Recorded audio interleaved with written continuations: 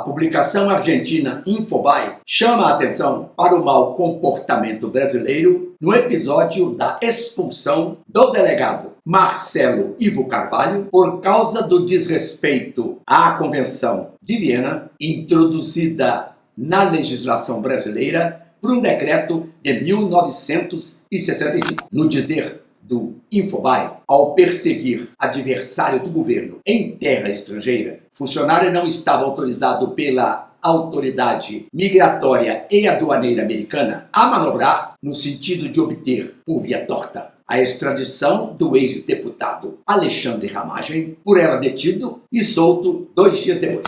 O comportamento abusivo do Brasil fere o artigo 41 da Convenção, que obriga qualquer autoridade pública que esteja exercendo trabalho em outro país não interfira em assuntos internos. No caso do delegado Carvalho, houve manipulação por ele dentro do ICE para forçar a entrega do condenado Ramagem sem passar pelo Departamento de Estado, onde se sabia acerca de 0 chance de sucesso pelo histórico anti-esquerda do seu titular, Marco Rubio. Portanto, a expulsão de Carvalho não se deu apenas pela escorregada no campo policial, mas também pela violação das normas diplomáticas.